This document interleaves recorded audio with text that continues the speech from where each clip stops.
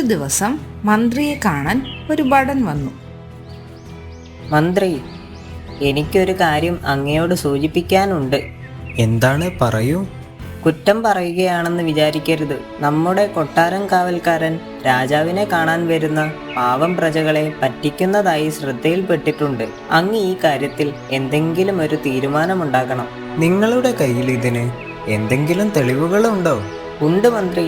എൻ്റെ അയൽവാസി കൃഷിക്കാരന് ഒരു അനുഭവമുണ്ടായി. രാജാവിന് സമർപ്പിക്കാൻ തൻ്റെ കൃഷിയിൽ നിന്നും 2 വാഴക്കുലകൾ കൊണ്ടുവന്നപ്പോൾ അതിലൊന്ന് കാവൽക്കാരന് കൊടുത്താലേ കൊട്ടാരത്തിലേക്ക് കയറ്റി വിടുകയുള്ളൂ എന്ന് പറഞ്ഞു. പാവം കർഷകൻ ഒരു വാഴക്കുല കാവൽക്കാരന് സൗജന്യമായി കൊടുക്കേണ്ടി വന്നു. ഓഹോ, അപ്പോൾ അങ്ങനെയാണ് കാര്യങ്ങൾ. ഞാൻ നോക്കട്ടെ. പിന്നെ ഒരു കാര്യം, ഇത് നമ്മുടെ രാജാവ് അറിയണ്ട. നമ്മൾ 2 പേര് മാത്രം അറിഞ്ഞാൽ മതി. ഇല്ല മന്ത്രി, ഞാൻ ശ്രദ്ധിച്ചോളാം. ഇതും പറഞ്ഞു ഭടൻ അവിടെ നിന്നും പോയി. മന്ത്രി കുറച്ചു നേരം ഇരുന്ന് ആലോചിച്ചു. പെട്ടെന്നാണ് മന്ത്രിക്ക് ഒരു ഐഡിയ തോന്നിയത്.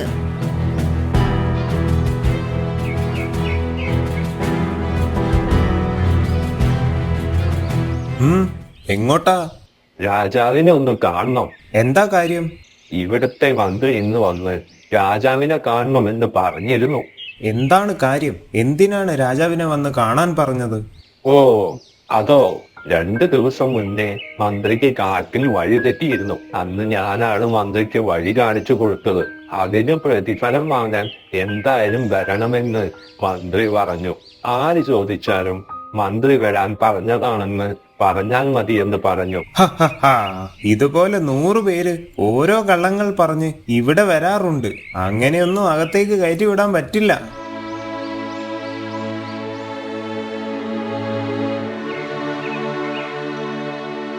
ഇത് കണ്ടോ, ഇത് മന്ത്രി എനിക്ക് അന്ന് സമ്മാനമായി തന്നതാണ്.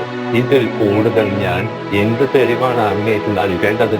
ശരിയാണല്ലോ, ഇത് മന്ത്രിയുടെ മോതിരം തന്നെ. ഇതെങ്ങനെ ഇയാളുടെ കയ്യിൽ വന്നു? ചിലപ്പോ ഇയാള് പറയുന്ന ശരിയായിരിക്കാം. എന്തായാലും ഒരു സൂത്രം ഒപ്പിക്കാം. ഞാൻ പറയുന്നത് കേൾക്കൂ. ഞാൻ നിങ്ങളെ അകത്തേക്ക് കയറ്റിവിടാം. പക്ഷെ ഒരു കാര്യം ചെയ്യണം. എന്ത് കാര്യം? രാജാവിന്റെ കയ്യിൽ നിന്നും നിങ്ങൾക്ക് എന്ത് സമ്മാനം ലഭിച്ചാലും പകുതി എനിക്ക് തരണം. അങ്ങനെയാണെങ്കിൽ മാത്രമേ നിങ്ങളെ അകത്തേക്ക് കടത്തിവിടുകയുള്ളൂ. വൃദ്ധൻ സമ്മതിച്ചു. കാവൽക്കാരൻ വൃദ്ധനെ കൊട്ടാരത്തിനുള്ളിലേക്ക് കയറ്റിവിട്ടു. ഭടൻ വൃദ്ധൻ രാജാവിനെ കാണാൻ വന്ന കാര്യം അറിയിച്ചു. പ്രഭു, അങ്ങയെ കാണാൻ ഒരു വൃദ്ധൻ വന്നിരിക്കുന്നു. വൃദ്ധനോ? എന്താണ് കാര്യമെന്ന് അന്വേഷിച്ചില്ലേ? ഉവ്വ് പ്രഭു, മന്ത്രിയെ 2 ദിവസം മുന്നേ കാട്ടിൽ വഴി തെറ്റിയപ്പോൾ ആ വൃദ്ധനാണ് സഹായിച്ചത്. രാജാവിന്റെ കയ്യിൽ നിന്നും പ്രതിഫലം വാങ്ങാൻ നമ്മുടെ മന്ത്രി ഇവിടേക്ക് ഇന്ന് വരാൻ പറഞ്ഞതാണ്. ഓഹോ, എന്നിട്ട് മന്ത്രി എവിടെ? മന്ത്രി നമ്മോടൊന്നും ഇതിനെക്കുറിച്ച് പറഞ്ഞതായി ഓർക്കുന്നില്ലല്ലോ. എന്തായാലും അദ്ദേഹത്തോട് വരാൻ പറയൂ. ഭടൻ ആ വൃദ്ധനെയും കൂട്ടി വന്നു. പറയൂ, നമ്മുടെ മന്ത്രിയെ സഹായിച്ച അങ്ങേക്ക് ഈ കൃഷ്ണപുരം രാജാവിൽ നിന്നും എന്താണ് വേണ്ടത്? പ്രഭോ, അത് എന്താണെങ്കിലും പറയൂ. എനിക്ക് 50 ചാട്ടവാറടികൾ വേണം. എന്ത്? ഈ വൃദ്ധന് ഭ്രാന്താണ്. നിങ്ങൾ എന്തുകൊണ്ടാണ് ഇങ്ങനെ ആവശ്യപ്പെടുന്നത്? എനിക്കൊന്നും മനസ്സിലാകുന്നില്ല. അത് ഞാൻ പകുതി ചാട്ടവാറിന് ശേഷം പറയാം. ആരവിടെ? രാജാവ് ഭടന്റെ ചെവിയിൽ എന്തോ മന്ത്രിച്ചു. രാജാവ് പറഞ്ഞ പ്രകാരം ഭടൻ 25 അടികൾ വൃദ്ധന് മെല്ലെ കൊടുത്തു. 25ാമത്തെ അടിക്ക് ശേഷം രാജാവ് ചോദിച്ചു, ഇനിയെങ്കിലും പറയൂ, എന്താണ് നിങ്ങളുടെ ഉദ്ദേശം? അങ്ങനെ ആ കാവൽക്കാരനെ ഒന്ന് വിളിക്കാമോ? ആരവിടെ? കാവൽക്കാരനോട് ഹാജരാകാൻ പറയൂ. കാവൽക്കാരൻ വന്ന് രാജാവിനെ വണങ്ങി. പ്രഭോ, നിങ്ങളിൽ നിന്ന് എനിക്ക് ലഭിക്കുന്ന പ്രതിഫലത്തിന്റെ പകുതി ഞാൻ ഇയാൾക്ക് നൽകണമെന്ന് വാഗ്ദാനം നൽകിയാൽ മാത്രമേ ഇയാൾ എന്നെ കൊട്ടാരത്തിനുള്ളിൽ കയറ്റുകയുള്ളൂ എന്ന് പറഞ്ഞു. ഞാൻ വാഗ്ദാനം പാലിക്കുന്നു. അതുകൊണ്ട് ബാക്കിയുള്ള 25 ചാട്ടവാറടികൾ അവന് നൽകുക. ഇതും പറഞ്ഞ് വൃദ്ധൻ തന്റെ വേഷവിധാനങ്ങൾ അഴിച്ചപ്പോൾ ചുറ്റുമുള്ളവരെല്ലാം ഞെട്ടിപ്പോയി. വൃദ്ധന്റെ വേഷത്തിൽ വന്നത് നമ്മുടെ സാക്ഷാൽ മന്ത്രിയായിരുന്നു. അങ്ങനെ രാജാവിന് നമ്മുടെ മന്ത്രിയുടെ ബുദ്ധി കാരണം കാവൽക്കാരന്റെ തനി സ്വഭാവം മനസ്സിലായി. കാവൽക്കാരന് 25 ചാട്ടവാറടിയും 5 വർഷത്തെ തടവും നൽകി. പണ്ടൊരു കാട്ടിൽ ഒരു വയസ്സൻ സിംഹം താമസിച്ചിരുന്നു. സിംഹത്തിന് പ്രായമായതുകൊണ്ട് തന്നെ വേട്ടയ്ക്ക് പോകാൻ കഴിയാതെയായി. അതുകൊണ്ട് തന്നെ സിംഹത്തിന് വേണ്ട ആഹാരം ഗുഹയിൽ എത്തിക്കേണ്ട ചുമതല മന്ത്രിയായ കുറുക്കനായിരുന്നു. ഒരു ദിവസം പ്രഭു, ആ മന്ത്രി വന്നോ? ഓ പ്രഭു, അങ്ങേക്ക് വേണ്ടി ഞാൻ ഇന്ന് ഈ കാട് മുഴുവൻ പരതി ഒരു മുട്ടനാടിനെ പിടിച്ചു. ആഹാ, കുറെ കാലമായി മട്ടൻ ഫ്രൈ കഴിച്ചിട്ട്. എന്നിട്ട് ആട് എവിടെ? അത് പിന്നെ ദാ ഇവിടെ എത്താൻ നേരം മുട്ടനാട് എന്റെ വയറ്റിനിട്ട് മുട്ടുകാല് കൊണ്ടൊരു തട്ട് തട്ടി ഒരൊറ്റ ഓട്ടം. സബാഷ്, അപ്പോ ഇന്നും കഞ്ഞിയല്ലേ? പ്രഭു, പറയുന്നത് കൊണ്ടൊന്നും തോന്നരുത്. അങ്ങയുടെ ആരോഗ്യനില ദിനം പ്രതി വഷളായിക്കൊണ്ടിരിക്കുകയാണ്. എനിക്കാണെങ്കിൽ ഒറ്റയ്ക്ക് അങ്ങേക്കുള്ള ഭക്ഷണം കൂടി എത്തിക്കാൻ കഴിയുന്നില്ല. അതുകൊണ്ട് തന്നെ ഞാനും പട്ടിണിയിലാണ്. അതേ മന്ത്രി, ഞാൻ ഇന്ന് അതിനെപ്പറ്റി ചിന്തിക്കുകയായിരുന്നു. ഇങ്ങനെ കഴിഞ്ഞതായിരുന്നു നമ്മൾ. മട്ടന് മട്ടൻ, ചിക്കന് ചിക്കൻ. ഇപ്പോഴിതാ, അതൊക്കെ ഒരു കാലം. അങ്ങ് വിഷമിക്കാൻ വേണ്ടി പറഞ്ഞതല്ല. വേട്ടയാടൽ എന്നെ കൊണ്ട് ഒറ്റയ്ക്ക് പറ്റുന്നില്ല, അതാ. എനിക്ക് എന്റെ ആ പഴയ യുവത്വം തിരികെ വേണം മന്ത്രി. ഇല്ലെങ്കിൽ ഞാൻ ഈ കാട്ടിൽ പട്ടിണി കിടന്ന് മരിക്കും. ഇത് തന്നെ തക്കം. ആ ചെന്നായെ കൂട്ടുപിടിച്ച് ഒരു കളി കളിക്കാം. അങ്ങ് വിഷമിക്കണ്ട. അങ്ങയുടെ പ്രായത്തിന്റെ പ്രശ്നം പരിഹരിക്കാൻ പറ്റിയ ഒരു കാട്ടുവൈദ്യൻ നമ്മുടെ കാട്ടിൽ വന്നിട്ടുണ്ട്. അങ്ങ് സമ്മതിക്കുകയാണെങ്കിൽ ഞാൻ ആ കാട്ടുവൈദ്യനെ പോയി കണ്ട് കാര്യങ്ങൾ സംസാരിക്കാം. ആണോ? എന്നാൽ ഉടൻ തന്നെ ആ വൈദ്യനെ പോയി കണ്ട് കാര്യങ്ങൾ സംസാരിക്കൂ. ഉത്തരവ് പ്രഭു. ഇതും പറഞ്ഞ് കുറുക്കൻ അവിടെ നിന്നും പോയി. ആ വയസ്സൻ സിംഹത്തിന് വേണ്ടി വേട്ടയാടി എന്റെ നടുവൊടിഞ്ഞു. മട്ടൻ ഫ്രൈ വേണം പോലും. കിളവന്റെ ഒരു പൂതി കാണിച്ചു കൊടുക്കാം.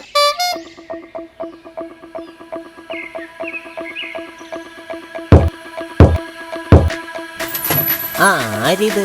എന്താണ് രാജമന്ത്രിയായ അങ്ങ് ഈ അടിയന്റെ കൂരയിൽ? എന്തെങ്കിലും കാര്യമില്ലാതെ ഞാൻ നിന്നെ കാണാൻ വരില്ല എന്ന് നിനക്കറിയില്ലേ? അതറിയാം. വാ, വന്ന കാലിൽ പുറത്തു നിൽക്കാതെ അകത്തേക്ക് ഇരിക്കി.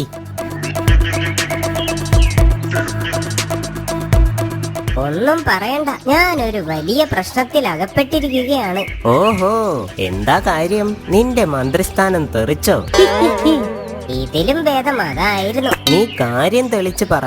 നിനക്കറിയില്ലേ, രാജാവിന് വയസ്സായി. അതെ, അതുകൊണ്ട് നിനക്ക് നല്ല സുഖമല്ലേ? 4 നേരം ഇഷ്ടഭക്ഷണവും ഉറക്കം. ആ വയസ്സൻ സിംഹത്തിന് ഭയങ്കര വാശിയാ. മട്ടൻ മാത്രമേ കഴിക്കൂ. ഞാനാണെങ്കിൽ ആടിനെ തേടി അലഞ്ഞു മടുത്തു. ഓ, കഷ്ടം തന്നെ. ഞാൻ എന്റെ അവസ്ഥ സിംഹരാജാവിനെ അറിയിച്ചു. അപ്പൊ അദ്ദേഹത്തിന് തന്റെ യുവത്വം തിരികെ വേണം. അത് കിട്ടിയാ പിന്നെ അദ്ദേഹം വേട്ടയ്ക്ക് ഇറങ്ങിക്കോളാം എന്ന് പറഞ്ഞ്. ബെസ്റ്റ്. എന്നിട്ട് നീ എന്ത് പറഞ്ഞു? ഞാൻ പറഞ്ഞു, അങ്ങയുടെ പ്രായത്തിന്റെ പ്രശ്നം പരിഹരിക്കാൻ പറ്റിയ ഒരു കാട്ടുവൈദ്യൻ നമ്മുടെ കാട്ടിൽ വന്നിട്ടുണ്ട്. അങ്ങ് സമ്മതിക്കുകയാണെങ്കിൽ ഞാൻ ആ കാട്ടുവൈദ്യനെ പോയി കണ്ട് കാര്യങ്ങൾ സംസാരിക്കാമെന്ന്. അടിപൊളി. എന്നാൽ വേഗം പോയി ആ വൈദ്യനെ കണ്ട് കാര്യങ്ങൾ സംസാരിക്കേ. ആ കാട്ടുവൈദ്യൻ വേറെ ആരുമല്ല, നീയാ. ഞാനോ? ഓഹോ, എന്നെ കൊലയ്ക്ക് കൊടുക്കാനുള്ള തന്ത്രം. ഹേ, നീ ഇങ്ങനെ ഡെസ്പാവാതെ. എനിക്ക് പിന്നെ വേറെ ആരാണുള്ളത്? എന്ത്? കൊലയ്ക്ക് കൊടുക്കാനോ? അല്ല, എന്നെ സഹായിക്കാൻ വേറെ ആരാണുള്ളത്? ആ വയസ്സൻ സിംഹരാജാവിന്റെ കയ്യിൽ നിന്നും എങ്ങനെയെങ്കിലും നീ എന്നെ രക്ഷിക്കണം. പണിയെടുത്ത് മടുത്തു. അല്ല, ഇതിൽ ഞാനിപ്പോ എന്താ ചെയ്യേണ്ടത്? നീ ഒരു വൈദ്യന്റെ വേഷം കെട്ടി ഗുഹ വരെ ഒന്ന് വരണം. എന്തെങ്കിലുമൊക്കെ കുത്തിക്കലക്കി അത് രാജാവിന് കൊടുക്കണം. എന്നിട്ട് രാജാവിനോട് ഇനി മുതൽ എല്ലാ ദിവസവും ചെറിയ ജീവികളെ സ്വന്തമായി വേട്ടയാടി പിടിച്ച് കഴിക്കാനും അതിലൊരു പങ്ക് പഞ്ചാടിക്കുന്നിൽ കൊണ്ടുപോയി വെക്കാനും പറയണം. അത് നമുക്ക് അടിച്ചു മാറ്റാം. ഇതൊക്കെ അയാൾ വിശ്വസിക്കുമോ? ഇതിലൊക്കെ ഭയങ്കര വിശ്വാസമുള്ള ആളാണ്. നീ ഞാൻ പറഞ്ഞതുപോലെ ചെയ്താ മതി. നിനക്കും ദിവസം പട്ടിണി കിടക്കാതെ ജീവിക്കാം. എന്നാൽ നീ ധൈര്യമായി രാജാവിന്റെ അടുത്തേക്ക് വിട്ടോ. ഞാൻ വേഷം മാറി അങ്ങോട്ട് വന്നോളാം. അങ്ങനെ ഇതും കേട്ട് കുറുക്കൻ സിംഹത്തിന്റെ ഗുഹയിലേക്ക് പോയി. സിംഹവും കുറുക്കനും കാട്ടുവൈദ്യനെ കാത്തിരിക്കുകയായിരുന്നു. കുറെ നേരം കഴിഞ്ഞിട്ടും കാട്ടുവൈദ്യനെ കാണാതായപ്പോൾ സിംഹം കുറുക്കനോട് ചോദിച്ചു, മന്ത്രി, എവിടെ നിങ്ങൾ പറഞ്ഞ കാട്ടുവൈദ്യൻ? സമയം ഇത്രയായിട്ടും കണ്ടില്ലല്ലോ. അല്ല, വരും. അങ്ങേക്കുള്ള മരുന്നുണ്ടാക്കുകയായിരിക്കും. അതിനെന്നെ കണ്ടില്ലല്ലോ. എന്റെ സുഖവിവരങ്ങൾ അറിയാതെ എന്നെ കാണാതെയാണോ മരുന്നുണ്ടാക്കുന്നത്? അതെ, അല്ല, അത് ഞാൻ അങ്ങയെ പറ്റി പറഞ്ഞു കൊടുത്തിട്ടുണ്ടല്ലോ. അതുപോരെ. പിന്നെ ചെറിയ വൈദ്യനൊന്നുമല്ല, വലിയ ശക്തിയുള്ള വൈദ്യനാണ്. നമസ്കാരം. ഇയാളെ ഞാൻ എവിടെയോ കണ്ടിട്ടുണ്ടല്ലോ. കാണാൻ വഴിയില്ല. വൈദ്യൻ ഈ കാട്ടിൽ ആദ്യമായിട്ടാ അല്ലേ? അതെ, ഞാൻ ഇതിനു മുമ്പ് പാകിസ്ഥാനിലെ കാട്ടിലായിരുന്നു. ഒരാഴ്ചയായി എത്തിയിട്ട്. വിശേഷങ്ങൾ പിന്നെ പറയാം. ചികിത്സ നടക്കട്ടെ. ശ്വാസമൊന്ന് ആഞ്ഞു വലിച്ചേ.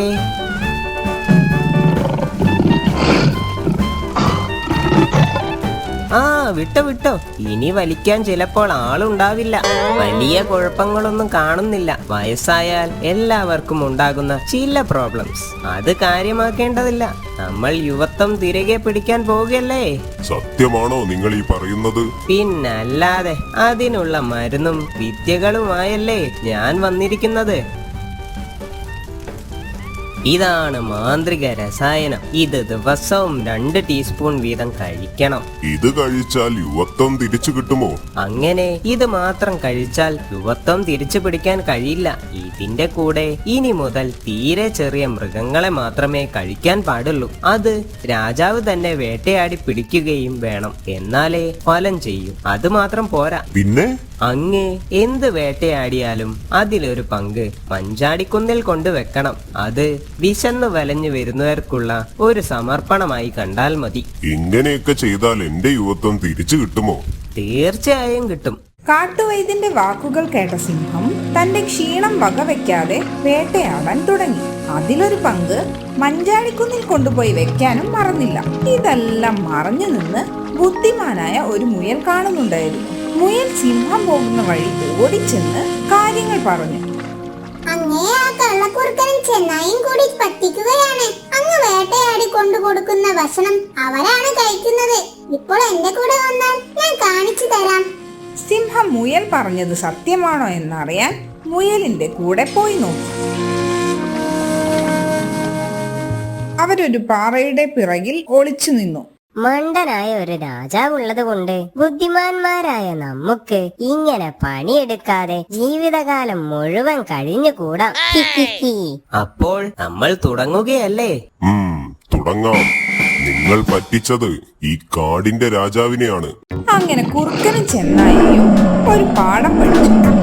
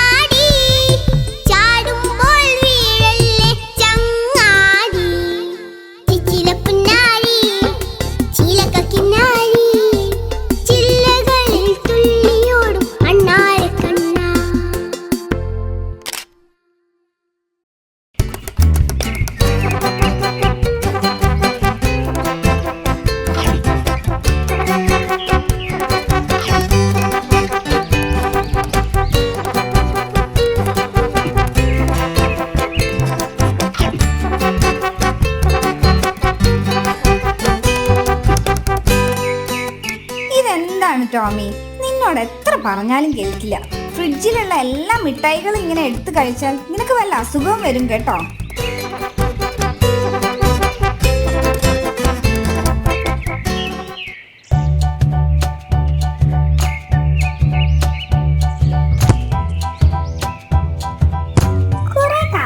കുട്ടികൾക്ക് എല്ലാവർക്കും കൂടി എന്തെങ്കിലും വാങ്ങിച്ചു കൊടുക്കണമെന്ന് വിചാരിക്കുന്നു. ഇന്ന് എല്ലാവരും ഉണ്ടല്ലോ, ഇന്ന് തന്നെ ആയിക്കോട്ടെ. അതിന്റെ ഒന്നും ആവശ്യമില്ല.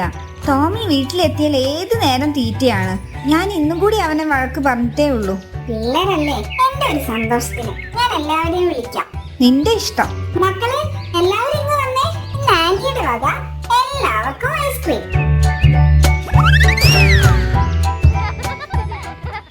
ടോമി, പോകുന്നതൊക്കെ കൊള്ളാം. പോയിട്ട് ആന്റിക്ക് ബുദ്ധിമുട്ടുണ്ടാക്കരുത്. അത് വേണം ഇത് വേണമെന്ന് പറഞ്ഞ് ശല്യം ചെയ്യരുത്, വാശി പിടിക്കരുത്. നല്ല കുട്ടിയായിരിക്കണം. നീ അവനെ അങ്ങനെ കൊച്ചാക്കൊന്നും വേണ്ട. അവൻ നല്ല കുട്ടിയാണല്ലോ, അല്ലേ മോനെ? പൂവ്, നിനക്ക് തികച്ചറിയാഞ്ഞിട്ടാ അവനെ. നീ വരുന്നില്ലേ? ഇല്ല, നിങ്ങൾ പോയിട്ട് വാ. ടോമിയുടെ അച്ഛൻ വരാൻ സമയമായി. ഞാൻ ഇവിടെ ഇല്ലേ, ഇപ്പൊ വിളി തുടങ്ങും. സൂക്ഷിച്ചു പോണേ. ഇവിടെ അടുത്തേക്കല്ലേ, കാറുണ്ടല്ലോ. ഞാൻ വേഗം വീട്ടിൽ കൊണ്ടാക്കാം.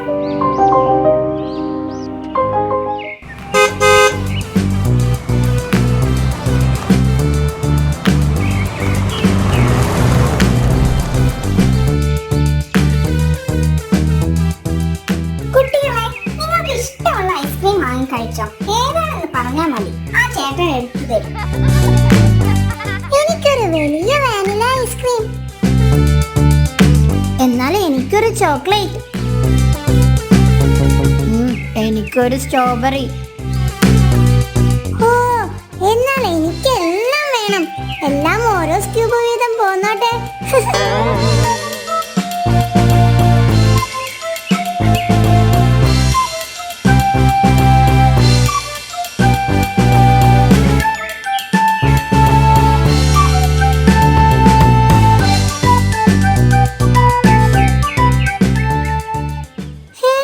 അയ്യോ, എന്റെ ഐസ്ക്രീം താഴെ പോയല്ലോ.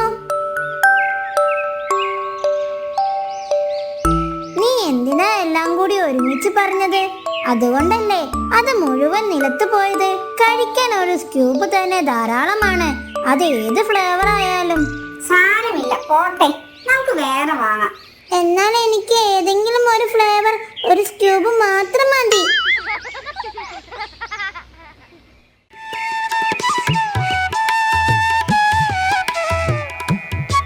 ഒരു ദിവസം നമ്മുടെ രാജാവും മന്ത്രിയും കൂടി കൊട്ടാരത്തിലെ പൂന്തോട്ടത്തിലൂടെ നടക്കുകയായിരുന്നു. മന്ത്രി, ഞാൻ ഒരു കാര്യം ചോദിക്കട്ടെ? ചോദിച്ചാലും പ്രഭു. ജീവിതത്തിൽ താങ്കൾക്ക് എപ്പോഴെങ്കിലും സ്വർണ്ണ നാണയമോ നിധിയോ ഇതിലേതെങ്കിലും ഒന്ന് തിരഞ്ഞെടുക്കേണ്ടി വന്നാൽ നിങ്ങൾ ഇതിൽ ഏത് തിരഞ്ഞെടുക്കും? രാജാവിന്റെ ചോദ്യം കേട്ടതും മന്ത്രി നടത്തം നിർത്തി. എന്നിട്ട് പറഞ്ഞു, അങ്ങനെ ഒരു അവസരം വന്നാൽ ഞാൻ തീർച്ചയായും സ്വർണ്ണ നാണയം തന്നെ തിരഞ്ഞെടുക്കും പ്രഭു. മന്ത്രിയുടെ മറുപടി കേട്ട രാജാവ് ഒന്ന് ഞെട്ടി. അദ്ദേഹം മന്ത്രിയോട് പറഞ്ഞു, മന്ത്രി, അങ്ങന്റെ ചോദ്യത്തിന് ആലോചിക്കാതെയാണ് മറുപടി പറഞ്ഞതെന്ന് തോന്നുന്നു. നിങ്ങൾ നന്നായി ആലോചിച്ചതിന് ശേഷം മാത്രം മറുപടി പറഞ്ഞാൽ മതി. ഇതിൽ ആലോചിക്കേണ്ടതായി ഒന്നും തന്നെ ഇല്ല പ്രഭു. ഞാൻ തീർച്ചയായും സ്വർണ്ണ നാണയം തന്നെ തിരഞ്ഞെടുക്കും.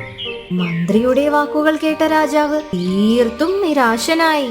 അദ്ദേഹം പറഞ്ഞു, ഞാൻ കരുതിയിരുന്നത് കൊട്ടാരത്തിലെ മറ്റു അംഗങ്ങളെ പോലെ അങ്ങ് അത്യാഗ്രഹിയല്ല എന്നാണ്. പക്ഷേ നിങ്ങൾ എന്റെ ധാരണ തെറ്റിച്ചു. എന്നാലും ചോദിക്കുകയാണ്, നിങ്ങൾ എന്തുകൊണ്ടാണ് സ്വർണ്ണ നാണയം തന്നെ തിരഞ്ഞെടുത്തതെന്ന് പറയാമോ? രാജാവിന്റെ വാക്കുകൾ കേട്ട മന്ത്രി പുഞ്ചിരിച്ചുകൊണ്ട് പറഞ്ഞു, മഹാനായ അങ്ങയുടെ രാജ്യത്തിൽ നീതിക്ക് യാതൊരു ബുദ്ധിമുട്ടുമില്ല പ്രഭു. അതുകൊണ്ട് തന്നെ എനിക്ക് നീതി പ്രത്യേകിച്ച് തിരഞ്ഞെടുക്കേണ്ട ആവശ്യവുമില്ല. എന്നാൽ അങ്ങയുടെ കയ്യിൽ നിന്നും സ്വർണ്ണ നാണയം ലഭിക്കുക എന്നത് വളരെ ബുദ്ധിമുട്ടുള്ള കാര്യമാണ്. അതുകൊണ്ടാണ് ഞാൻ സ്വർണ്ണ നാണയം തിരഞ്ഞെടുത്തത്. നീതിമാനായ രാജാവിന് മന്ത്രിയുടെ വാക്കുകൾ വളരെയധികം ഇഷ്ടപ്പെട്ടു. മന്ത്രിയുടെ ബുദ്ധിവൈഭവത്തിൽ സന്തുഷ്ടനായ രാജാവ് അദ്ദേഹത്തിന് ധാരാളം സ്വർണ്ണ നാണയങ്ങൾ സമ്മാനമായി നൽകുകയും ചെയ്തു.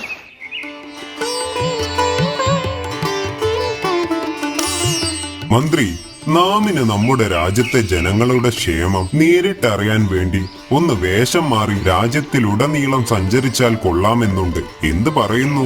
തീർച്ചയായും പ്രഭു, അത് വളരെ നല്ലൊരു കാര്യമാണ്. രാജ്യത്ത് നടക്കുന്ന കാര്യങ്ങൾ സത്യസന്ധമായി അറിയുന്നതിന് അത് വളരെയധികം സഹായിക്കും. ഞാൻ അതിനുള്ള ഏർപ്പാടുകൾ ചെയ്യാം. അങ്ങനെ രാജാവ് തന്റെ വേഷം മാറി ഒരു കുതിരപ്പുറത്തു കയറി യാത്രയായി. വേഷം മാറിയെത്തിയ രാജാവ് ഒരു ഗ്രാമത്തിലെത്തി. അവിടെ ഒരു വീടിനു മുൻപിലെത്തിയ രാജാവ് ഒരു കാഴ്ച കണ്ടു നിന്നു.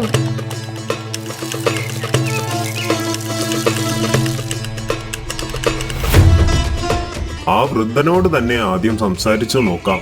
രാജാവ് വൃദ്ധന്റെ അടുത്തേക്ക് പോയി. അദ്ദേഹത്തിന്റെ പ്രവൃത്തിയുടെ സത്യസന്ധതയും ആത്മാർത്ഥതയും പരീക്ഷിക്കാൻ തന്നെ തീരുമാനിച്ചു. അതിനായി രാജാവ് വൃദ്ധനോട് ചോദിച്ചു, നിങ്ങൾ എന്തിനാണ് ഈ പ്രായത്തിലും മരത്തൈകൾ നടുന്നത്? എന്തായാലും ഈ തൈകൾ മരമായി കായ്ഫലം നൽകാറാവുമ്പോൾ ഒരുപാടാകും. ചിലപ്പോൾ അത് നിങ്ങൾക്ക് കഴിക്കാൻ കഴിഞ്ഞില്ലെന്നും വരാം. നമുക്കിന്ന് ഫലങ്ങൾ തരുന്ന മരങ്ങളൊന്നും ഞാനോ നിങ്ങളോ നട്ടതല്ല, നമ്മുടെ പൂർവികർ നട്ടതാണ്. അവർ ഇതുപോലെ കരുതിയില്ലെങ്കിൽ നമുക്കിന്ന് കഴിക്കാൻ ഒന്നും ഉണ്ടാകുമായിരുന്നില്ല. അപ്പോൾ നിങ്ങൾ അടുത്ത തലമുറയ്ക്ക് വേണ്ടിയാണോ ഈ തൈകൾ നടുന്നത്?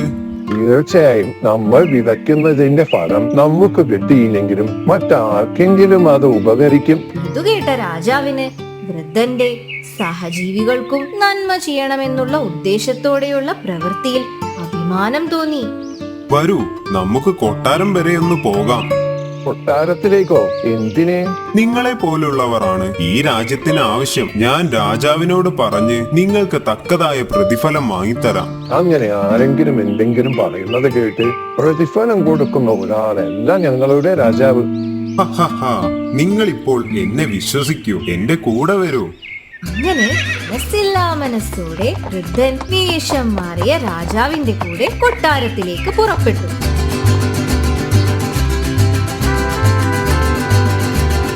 ഇവിടെ രാജാവ് ഇതുവരെ കണ്ടില്ലല്ലോ. ഞാൻ പറഞ്ഞില്ലേ, രാജാവിന് ഇതൊന്നും അറിയാനോ കേൾക്കാനോ നേരമുണ്ടാവില്ല. വേഷം മാറിയ രാജാവ് താൻ ആരാണെന്ന രഹസ്യം വെളിപ്പെടും. വേഷവിധാനങ്ങൾ ഓരോന്നായി അഴിച്ച് രാജാവായി മാറി. തന്റെ മുന്നിൽ നിൽക്കുന്നത് രാജാവാണെന്ന് അറിഞ്ഞ വൃദ്ധൻ വളരെയധികം സന്തോഷിച്ചു. തുടർന്ന് രാജാവ് പറഞ്ഞു, നിങ്ങൾ രാജ്യത്തിലുള്ളവർക്കെല്ലാം ഒരു മാതൃകയാണ്. രാജാവ് വൃദ്ധന് തന്റെ പ്രവൃത്തിക്കുള്ള സമ്മാനമായി ധാരാളം സ്വർണ്ണ നാണയങ്ങൾ നൽകി. ഇത് മറ്റു കുട്ടികൾക്കും പറഞ്ഞുകൊടുത്ത് ഭാവി തലമുറകളെ വളർത്തിയെടുക്കാനും ഉപദേശിച്ചു. പ്രതിഫലം ആഗ്രഹിക്കാതെ നല്ല പ്രവർത്തികൾ ചെയ്യുക.